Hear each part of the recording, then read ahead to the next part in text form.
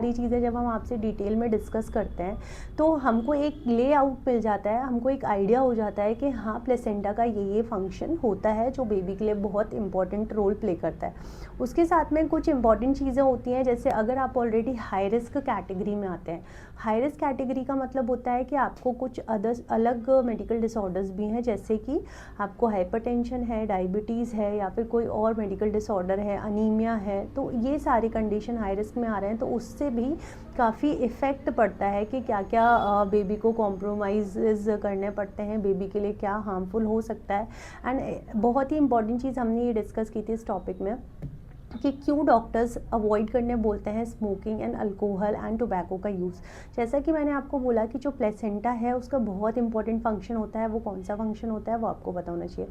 वो सबसे important function होता है जो है बैरियर फंक्शन। जो बैरियर फंक्शन होता है वो पूरी तरीके से बैरियर नहीं करता है, एक्चुअली ये सिलेक्टिव बैरियर होता है। सिलेक्टिव बैरियर का मतलब होता है कि ये कुछ चीज़ों को रिस्ट्रिक्ट कर देगा एंड कुछ चीज़ों को रिस्ट्रिक्ट नहीं कर पाता है। तो जैसे कि अगर ये कुछ चीज़ों को रिस्ट्रिक्ट नहीं कर पाता है, उसमें आता है अल्कोहल को रिस्ट्रिक्ट नहीं कर पाता है, टोबैको एंड स्मोकिंग। तो अगर आप अल्कोहल, टोबैको, स्मोकिंग प्रेगनेंसी के टाइम ले रहे हैं तो उसमें होगा क्या कि प्रेगनेंसी के टाइम लेने से आपका जो वो है वो प्लेसेंटा को क्रॉस करेगा एंड वो आपके बेबी के तरफ भी जाएगा। तो ये आपके बेबी के लिए बहुत हार्मफुल एंड टॉक्सिन की तरह वर्क कर सकता है, तो इसीलिए ये पॉइजनस हो सकता है। तो इसको बिल्कुल भी रिस्ट्रिक्ट करें। अगर आपको ये वीडियो अच्छे से समझ में आया होगा तो आप ये जान पाएंगे कि हमको क्या क्या प्रिवेंशंस रखने चाहिए, हमको कैसे अपने आप को ट्रीट करना चाहिए, हमें किन किन चीज़ों पे ध्यान देना चाहिए। तो ये छोटे छोटे टॉपिक्स बहुत इंपॉर्टेंट चीज़ें बता देते हैं एंड कुछ छोटी छोटी हैबिट्स हमारी बहुत बड़ी बड़ी चीज़ों को बचा लेती हैं, जैसे कि हमारा बेबी।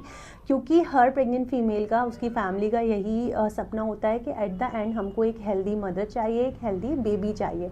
तो इसके लिए बहुत इंपॉर्टेंट चीज़ है कि आप में अवेयर।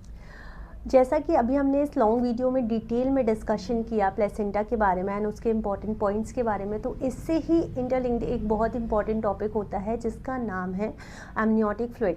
सो अगर आप प्लेसेंटा के बारे में जान रहे हैं तो आपको साथ ही साथ एक और इम्पॉर्टेंट चीज़ के बारे में जानना चाहिए, जो कि है amniotic fluid. And amniotic fluid के बारे में अगर आपको जानकारी रहेगी तो आप बहुत बेटर तरीके से समझ पाएंगे कि ये क्या होता है एंड इसके क्या क्या रीजंस होते हैं, कैसे बनता है। सो आपने जब आप कभी डॉक्टर के पास गए होंगे, अगर आप प्रेग्नेंट हैं या फिर अगर पहले से आपको प्रेगनेंसी हो चुकी है या आसपास आपके कोई प्रेगनेंसी है, एंड आपने सुना होगा, डॉक्टर ने आपको बताया होगा कि आपके बेबी के आसपास पानी थोड़ा कम है या फिर थोड़ा ज़्यादा है। तो ये क्या होता है? सो इस पानी को बोलते हैं एमनियोटिक फ्लूइड। एंड जो एमनियोटिक फ्लूइड होता है उसके बारे में हमें ये जानना ज़रूरी है कि एमनियोटिक फ्लूइड कैसे बनता है, इसका काम क्या होता है, इसका ये बेबी के लिए क्यों इम्पॉर्टेंट होता है, अगर ये कम हो जाए तो उससे बेबी को क्या क्या कॉम्प्लिकेशंस हो सकते हैं, अगर ये ज़्यादा हो जाए तो क्या ये बहुत अच्छा होता है या ये डेंजरस होता है, एंड इसके ट्रीटमेंट ऑप्शंस क्या क्या अवेलेबल हैं। तो वीडियो की तरफ आगे बढ़ते हैं। अब हम जानने की कोशिश करते हैं कि सबसे पहले एमनियोटिक फ्लूइड क्या होता है।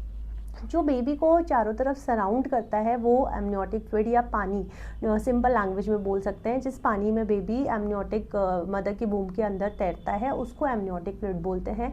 ये जो एमनियोटिक फ्लूइड होता है वो स्टार्टिंग के मंथ ऑफ प्रेगनेंसी में मदर के ब्लड से बनता है एंड मदर उसको बनाती है। मेन जो फैक्टर है वो मदर के थ्रू रहता है। बट जो मिड और लेट ट्राइमेस्टर प्रेगनेंसी होती है उसमें जो एमनियोटिक फ्लूइड है वो बेबी खुद बनाना स्टार्ट कर देता है एंड ये जो बेबी है वो अपने यूरिन से इसको बनाता है अनटिल अनलेस उसमें कोई किडनी या एक्सक्रीटरी फंक्शन अबनॉर्मैलिटी ना हो।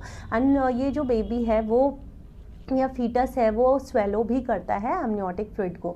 सो एमनियोटिक फ्लूइड के बारे में ये बहुत इंपॉर्टेंट पॉइंट होता है कि बेबी अपने यूरिन से, अपने पेशाब से एमनियोटिक फ्लूइड को क्रिएट करता है। सो कुछ इंपॉर्टेंट पॉइंट्स होते हैं। सो एमनियोटिक फ्लूइड का जनरेशन एक लिमिटेड अमाउंट में, एक बैलेंस्ड और एक कंट्रोल्ड वे में ही होना चाहिए। अगर ये कम हो जाएगा तो भी प्रॉब्लमैटिक होता है, अगर ये ज़्यादा हो जाएगा तो भी प्रॉब्लमैटिक हो सकता है।